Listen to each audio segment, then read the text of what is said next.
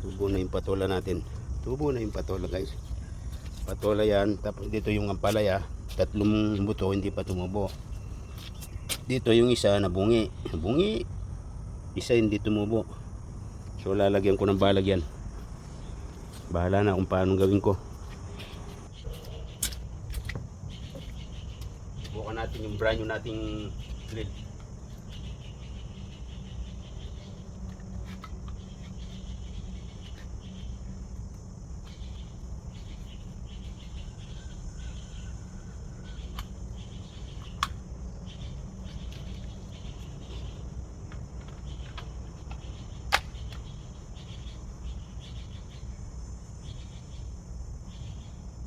Tama lang.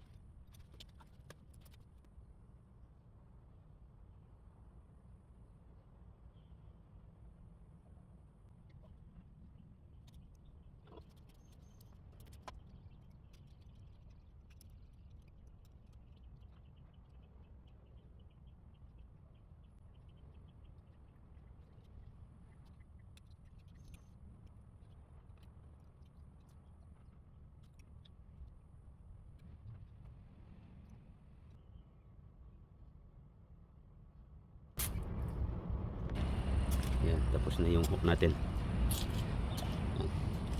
Tapos na.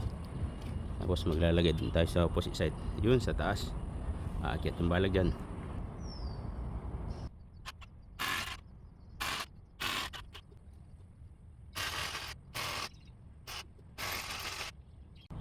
Yan ang sasampay natin sa mga hook na linagay natin magkabila. Okay.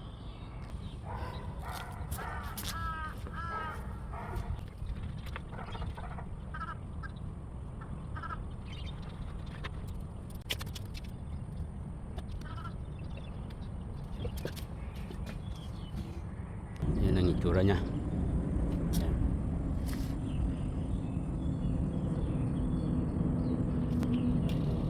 Maglalaglagan yung mga bunga dito. Ano? Maganda rin to siguro pag gumapang na yung ating mga patola at ampalaya. Okay?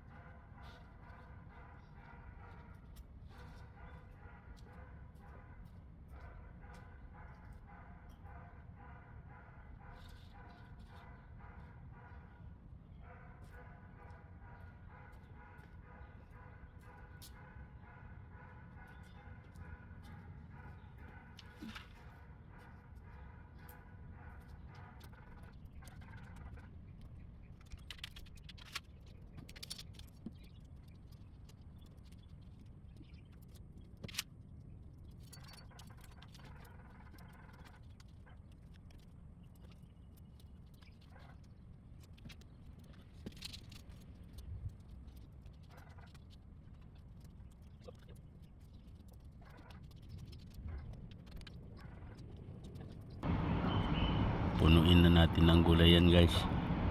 Meron na tayong binudbud na ano dyan, buto. Yan yung balag ng patola. Ang ganda rito sa taas, ganda tingnan. Pupunuin na natin ng gulay yung lupa na yan, yung mga box ng lupa ko. Ayan, natanaman na natin yung lupang pinrepair ko. Iba-ibang klaseng gulay yan guys.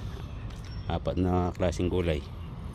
May lettuce, choysam, pechay, kailan. Ang patola natin paakyat na guys. So very excited ako naman sa ini-imagine ko yung mga patola maglalaglagan yung mga bunga dyan sa balag natin na unique.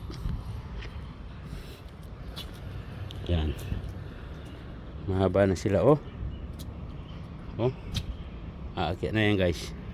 Yan ang itsura ng ating balag. Ganyan ang ginawa ko, paakyat doon. Yan, hindi ko na mahintay yung pag-akyat ng patola na to.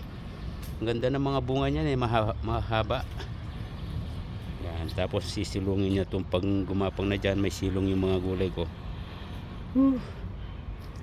Yung atis ko malaki na yung bunga, dinagyan ko ng net. Yan guys, nakikita ba? Yan, kita ba? Yan, dalawa to, tapos isa dito. Yan, malaki na yung bunga na yan. Parang guybano yan guys. Kung kasinungalingan palagi kong sinasabi, ano ba yun? Kasi dati nabibigkas yan. Kasinungalingan kung sabihin dahil sa salaki. Tumatawa ka dyan, ikaw nga magsabi kasi malinga mong sabihin. Sige na. Kanina lakas ng ulan, sinabayan ko lang. Okay guys, thank you for watching. Sana mag-subscribe kayo sa ating channel guys. Maraming salamat. Bye for now.